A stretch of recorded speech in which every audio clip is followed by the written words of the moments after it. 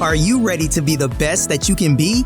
Join hybrid business coach and consultant Charity Brown and her guest as they give you behind-the-scenes access to the insider tips and tricks that will help you take your business to the next level. Charity has an extraordinary approach to boosting businesses to break out of their modes, influence their industries, and become leaders of their packs. And she's ready to pass this inspiring knowledge on to you today. Learn how to change your game and build your business into what you've always dreamed of, right here on the Create Clarity with Charity podcast. Hello and welcome to Create Clarity with Charity. Today I have Shira Miller here, the author of Free and Clear, Live the Life You Want, which is what we all need to do. Hi, Shira. Hi, Charity. How are you? I'm doing great. I am so happy you are here to help us all get unstuck if we're stuck. My pleasure. Awesome. So yes, I know that you're, been a TEDx speaker. You have this great book. You've been sharing your gifts and ways to help people transform their lives for many years. So I'm super happy to have you here. So let's talk about you and find out about how you became this author and powerhouse business owner, and talk to my audience a bit about maybe your life path, how you started, maybe your first endeavors as a business owner back in the day, and your passion and how you re-steered your life to what you'd always dreamed of and overcame failures and obstacles. So that's why we're all here, is to be able to connect and get some of your great insights. So thank you. And let's begin. Sure. I know that you're very focused on entrepreneurial spirit, so I'll start there. And I am the daughter of a delicatessen owner from Columbia, South Carolina. Oh, wow. So I was born into a family business, but my first entrepreneurial venture took place when I went to Emory University in Atlanta, and I always liked to bake. So I created a little side business called Jewish Mommies Incorporated, where I used to make cheesecakes and cookies and baked goods for other students during finals, and did that, for a couple of years. The only problem is I literally ate the profits of a baked good business. Yeah. Awesome. I love that. See, that's our creative really coming through before we're told, no, that won't work, or, feel lack of support or whatever, to do that from your heart. Be like, everyone needs treats during finals.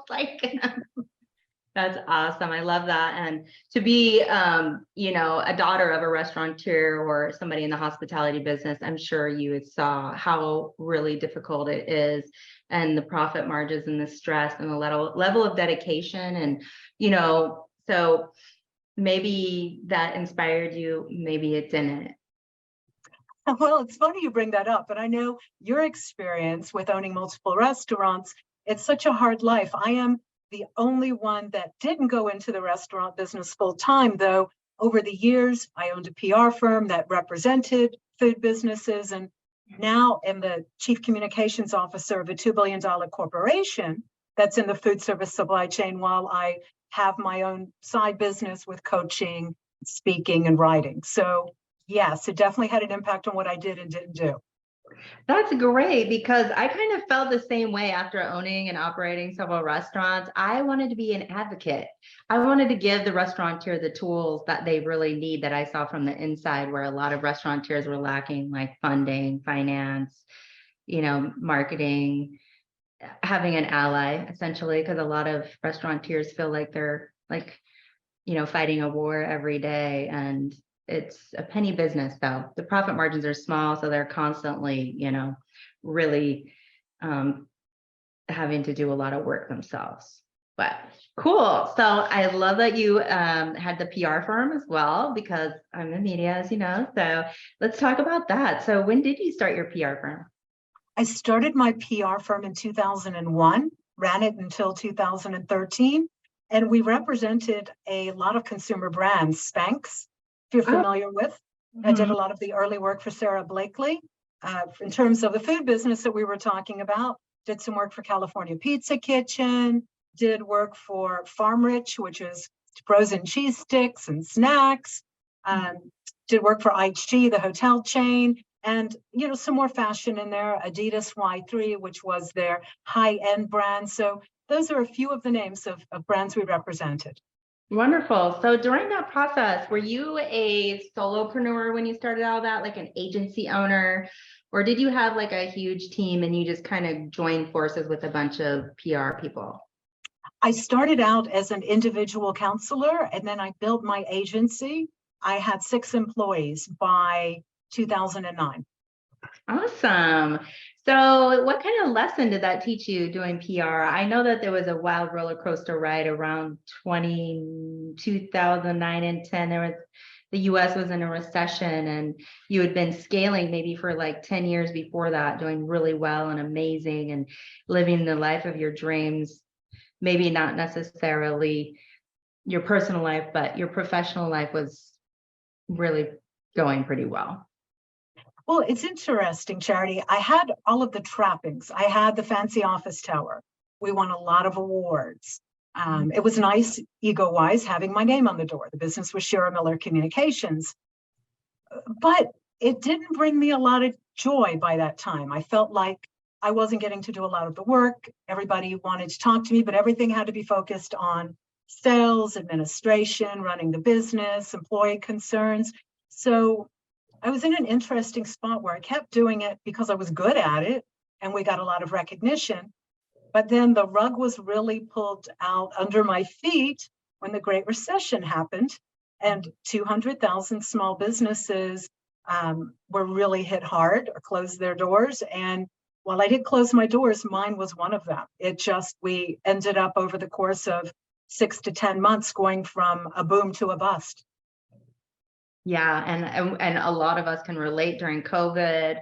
It's just like some elements are completely out of people's control, right? Like, I mean, shutting down the complete market space and being able to survive and having those tools. So when you were in that state in your life, tell me about how, the mental clarity or the challenges that you were, overcoming to be able to scale again. So that was a really hard time. I had to let go of all my great employees. I ended up with over $100,000 in business debt. I was on the hook for that fancy office space lease for another 6 years. I, with startling bad luck, just happened to re-sign a lease right before the Great Recession hit. So it was a hard time. And I worked by myself for 4 years to pay off all the debt. And from that place, I started figuring out what's next. I became a certified coach. I decided to go back in corporate America, and I've been in corporate America for 8 years. So what I'm doing is building my entrepreneurial spirit right now as a side hustle.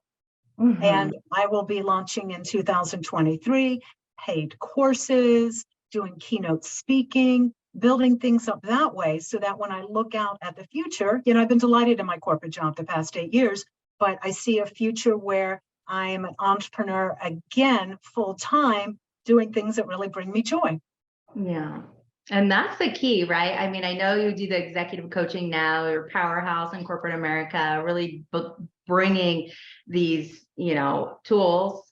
Actually, let's go to your tools. We're going to go visit Shira's page right now and check out shiramiller.com. Everyone, audience, go check it out because it is key to be able to have somebody who's been there, done it, and, really been able to pull themselves up and over, the corporate or any kind of failure, whether it's corporate or, entrepreneurship. So, that's the most important thing right now is to find out the tools that you use in corporate and the passion and the drive that you use to drive your business to a place where now you can really live your dream life of being fulfilled, right? So that's what the evolutionary entrepreneur, what about this podcast is about, is really that heart-centered entrepreneur that wants to give back, to people and help them elevate their game. So let's talk about some of your key tools. I love this site because the first thing that pops up is this really amazing quiz. So let's talk about that. Sure. Well, we're all stuck in some way. And it might be a little, it might be the kind of everyday stuff. Maybe you had an important business meeting and you got caught in traffic and you missed it, or you were supposed to bring cupcakes to your kids' third grade classroom and you completely forgot. So that's, daily kinds of stuff. And then there's a chronic kind of stuck, and that's what I help people with. And I've got a quiz, it's free, that's on my website. So people can figure out what kind of stuckness they face and figure out what to do about it. There's 7 different kinds of stuck. So when you go through this quiz, it will identify if you're stuck in multiple areas, how you're most stuck. And I've got tons of free articles and advice on here that you can read, and that can, help you, whether it's professional, personally, wellness, relationships, etc. Awesome. So that's kind of like the self-inventory part, right? To make a change, we all need to do like a self-evaluation and see where we're at right now in this. Absolutely. It's important to see kind of where you start. And from that, then you go through a process that I've created to get unstuck for good. So it's got, different steps that build on each other, and then how to maintain your trajectory, because, we're all human. We're going to have some backslides. We're going to make some mistakes, but it's just important to practice self-forgiveness and get right back on it on your desired track. Yeah, I love that. So I took the test. It was cool. And then I was so delighted to be able to find your book that has the solutions to the areas that we may be stuck in, right? Thank you. Yeah, free and clear. I conducted a tremendous amount of research. I interviewed over 100 people that were stuck in some way. Some of it's incredibly dramatic. Others is, more run-of-the-mill kinds of stuck. And there's a pattern, Charity. There are actually 7 things that tend to get people stuck. Nice. And what are those? Well, I'll tell you. Yeah. Okay, the first is something I call you don't do you, where you're inauthentic, you're unwilling to show your true self. The second I call you're on a road to nowhere, and that's when you're not clear about your purpose, or you know it, but you're not living in alignment with it. The third kind of stuck is you don't consider forgiveness, and that's forgiving yourself for mistakes as well as other people. The fourth kind is you don't trust yourself. And this is when you grapple with self-doubt, your personal or your professional life. The fifth, I call it you're a Debbie Downer. And that's somebody, when given the choice between being negative or positive, you go negative. And, it's a self-fulfilling prophecy. If you think everything's going to go wrong, it will. The sixth is you're not flexible. You're unwilling to pivot. When market conditions change, when your life changes, we've all seen over the past few years how unprecedented times can happen when you least expect it. And the final way is something I call your shipwrecked. And that is isolated. And it could be you have tons of friends and family, but you're not willing to accept help, even though you're willing to give it to others. So shipwrecked is building those right networks of support and receiving the help in turn. Awesome. Yes, that's key. I mean, I've had moments of isolation. A lot of times when we are down and we're in that valley low, it's like isolating and like not reaching out to the tools and resources is so common, right? Yes. It really is like kind of like a protection mechanism, like, oh my gosh, I need to protect myself from the elements, not expose myself to, people to see me when I'm down, because then I'm vulnerable. And so I think like learning, healthy habits around that and being true and authentic to ourselves and being able to share when we are hurting. So I love that. I really love that about your book, and being able to use your programs to get unstuck and to get out of that mad cycle, because that is something that you can just continue on all through life and never drop the burden or the resentment or whatever it is that's keeping people kind of shut out. So true. Yeah. So I know that you've done some phenomenal TEDx talks as well that have really shooken up the market space. So let's talk about 5 ways to let go of a dream that might have failed and stop apologizing. You didn't do anything wrong. Sure. And these are so applicable to things we all face. The 5 ways to let go of a dream, that was inspired by the business failure that I had. But we all have dreams that, maybe we persist in pursuing when they're no longer in our best interests. And it's okay to change your mind. You might have been training for something for 10, 20 years. You can choose new pathways. It's just important to practice forgiveness. And if you like, I've got some tips on how you can let go of a dream that's no longer working for you. Yes, I know the audience would love it. I mean, it's really key to learn how to drop stuff. People think, oh, I released it, I cleared it, I thought I'm done, I'm over it. But still, it's still like really buried, really deep down inside, and it's just still aggravating. It's like, no, I really need to get rid of it. Like, please help. No. Well, I'll tell you, the first step is to take a pause. And what I mean by a pause, of course, it'd be great if you could go away for, a 2-week vacation to Fiji or somewhere, but a pause is a break from your everyday life. And you can take it in a couple of hours, a couple of days. You don't have to do anything elaborate or expensive. It's just kind of clearing things out of your brain. And part of that is getting away from your smart devices. If you're constantly checking your cell phone, you've got texts, you've got notifications, it's hard to think clearly. So that pause lets you think, what really happened? What went wrong? What would I like to create now? And part of that is journaling. Journaling's been a tool I have used for the past 30 years. So it just really putting things down on paper lets you gain a lot of clarity. And when I say paper, yeah, it's great to write it out by hand.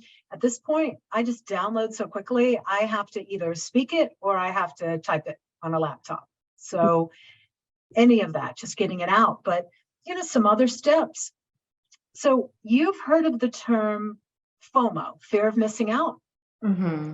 There's another term that a psychologist, Michael Gervais, came up with, and he calls it FOPO. And FOPO is fear of people's opinions. And that is being so concerned, what is everybody else going to think? Are they going to judge me? So the second step is making peace with your ego. I remember feeling such shame and a sense of failure with what was happening with my company. I didn't tell anybody. I just kept working. And everyone would say, oh, how's everything going? I still had some big name clients, and I'd just be like, oh, I'm fine. And meanwhile, I was running myself into the ground to the point that I ended up with Crohn's disease after 4 years of trying to do it all by myself. So, make peace with your ego.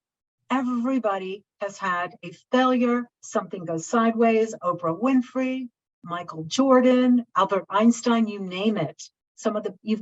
This happens to some of the most successful people that have ever lived. So you got to make peace with your ego. Practicing gratitude can really help. Gratitude has been proven to create well-being in your body and your mind. I've got, also on the website, I've got a free gratitude rocket fuel exercise. It's a journaling exercise that you can find, and it'll teach you how to pump up the gratitude. Yeah, I think we all need to flex our gratitude muscle a lot during this time of year. So where is that? Let's all check out shiramiller.com. Gratitude. It's either going to be under resources, and if not, I can send it to you. Okay. Because, yes. If they go to my website and they go to the search bar at the top and you put in gratitude rocket fuel,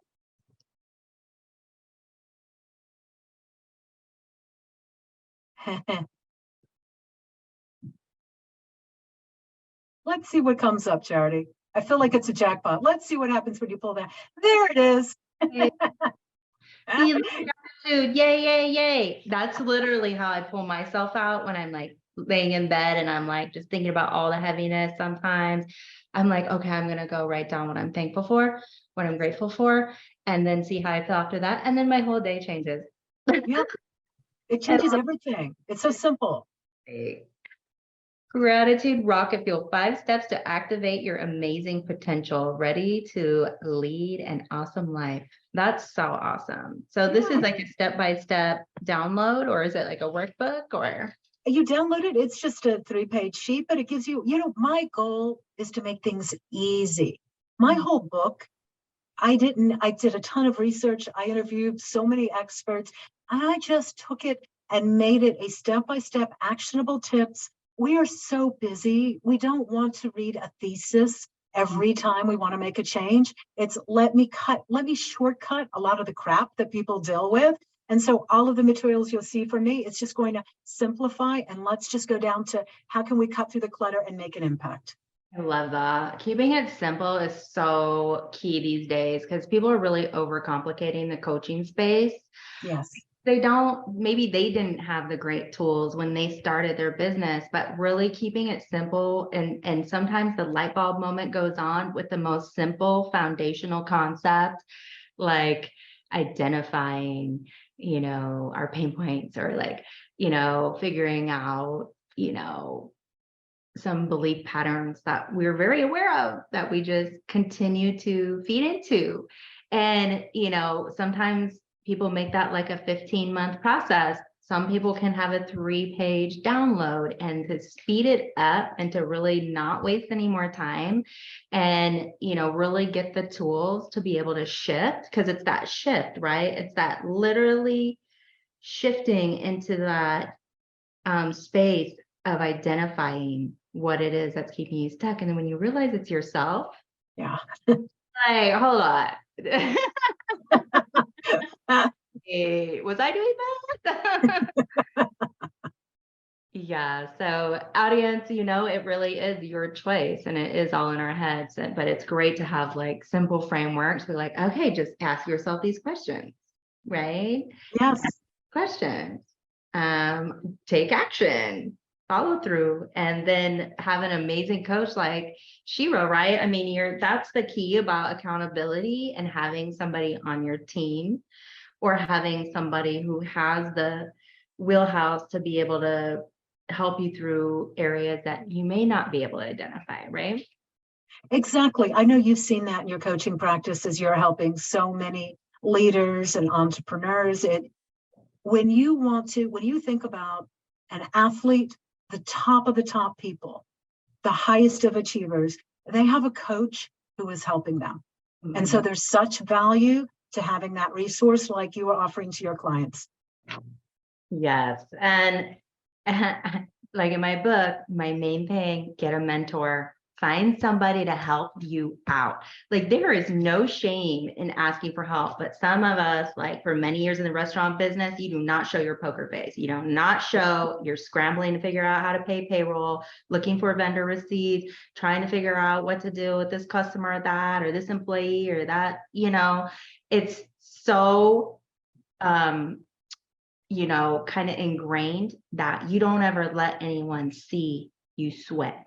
Because if it's too hot in the kitchen, you know what to do, right? So yes. You don't want people to think, oh, you're weak, she's in there crying about it, or feeling, betrayed or overwhelmed about like certain things. So a lot of us stuff it. And even in corporate, right? Like in corporate, it's always been very, very, cutthroat. So you don't ever want to show when you're weak, because it's a dog eat dog corporate world. So I love that you're in there helping people find their heart center, because that is the next real thing, is bringing this heart-centered coaching strategy to where the people really need it, because there is a lot of people suffering in corporate that are stuck, that haven't identified why they're still there. So let's talk about that. You had mentors, you had people help you when you were down, right? Oh, absolutely. I have an amazing executive coach who I've been working with for, the past 15 years. I mean, she's been amazing. I've had great mentors. I've had people who were just kind when I needed somebody to listen or give me a moment of advice or give me an opportunity. And because of that, I'm really focused on promoting well-being at work and at home. And on LinkedIn, I constantly am writing articles that are focused on bringing kindness into the workplace and practicing gratitude and being your authentic self. whether you're in the C-suite at any level, I'm a really huge proponent of authentic leadership. So I've written over 100 articles on LinkedIn, on Arianna Huffington's Thrive Global, that are very focused on those topics as well. Yes. And that's the other amazing thing, that you interviewed like 700 women, or I've interviewed over 100 people for the book. Yeah. But when I look at people I've interviewed for articles, because I'm constantly writing different things, like right now, I'm in the middle of writing a 5-part series on kindness in the workplace, where I'm interviewing CEOs, international experts on the topic. And I just want to hear their take and get their advice. Again, in very easy to follow steps. I just want to make it, simple, the things you can do. But, even focused on that topic of kindness in the workplace, it generates great business results. It makes you a better leader. You've got better employee engagement, and you're happier in your career. Being kind is just as good as the people that you are showing kindness to. So it's not a soft thing. It's not she's a soft touch. Kindness is a smart business strategy based on mutual respect and making the most of your experience and that of your employees. So true. Kindness goes such a long way. And I love that. Key advice is, if you can't do anything else, just be kind, right? Yeah. Yes. And so we'll get a lot farther in life together if we all thought like that. But some people are the competitive edge, and they're, stepping on toes, trying to get to the top, and just doesn't work well anymore. Like that just I saw a lot of that when I was in corporate, and it's just not a healthy way to be anymore. So thank you so much for bringing all your tools and tips and strategies to the corporate world, because everyone's healing now. They'll have a place to be able to change and transform into better leaders with your guidance and communicators. So yay. So let's talk about anything else. I know you also overcame, a lot in life. Like myself, dropped 100 pounds, you lost like 60, 70 pounds. You flipped the script and decided to put yourself first, right? And to take your power back and, command what you wanted out of life. So let's talk about, how do people do that when they feel deflated or defeated, or what's the first step, do you think, other than just a self-inventory exercise? After you realize how you're stuck and you take a pause, the next step is to find your purpose, because your purpose is your guide rails. Your purpose is your why. It's your reason for being. When you get really clear about that by looking at your values, what your skills are, your desired state of life, then you can it's a litmus test. You can make so many decisions against it. If you want to have a life that's filled with more joy, you start filtering all your decisions, what you're doing for a career, what kind of relationships are you in? Are they bringing you joy? And that's how you measure everything. So getting clear about your purpose, building confidence in yourself, and giving yourself permission to change. I even have in my book a permission slip that you can fill out. You know how you fill that out for your kids going on a school trip? Do the same for yourself. So you get permission to, let's say you're stuck, you and I both successfully lost weight and have kept it off for many years. You want to have permission to be healthy and gain energy. And you fill it out in there. And there's just something that clicks when you write it down and you make it official. Yes, there's some magic, right, about journaling, writing things, getting them out of our head, putting them in the third dimension. It's it starts sorting itself out automatically. It's an amazing tool. And I know you did tons of that, right? Like the maintain the wellness, the meditation, the hypnotherapy, the frequency healing, the holistic approach to, bettering your life, essentially. My top priority is self-care. And I protect it every day. I make sure that I make time for it, morning exercise, journaling, listening to a meditative recording, and I do it every day. So I will schedule business meetings around my wellness. I put it on the calendar like I do anything else. I became deliberately an early morning person because I can get all this goodness done before 8 a.m., there's less a chance of it getting interrupted. So, but it literally is my top priority. So then I have a lot of goodness and energy to give to my husband and friends and family and my job and people I'm helping in the world. Yes, love it. The morning power hour. Woo woo. So key. So awesome. So thank you so much for being here. I just want my audience to know that they can go check you out at shiramiller.com, and that's SHIRA Miller.com.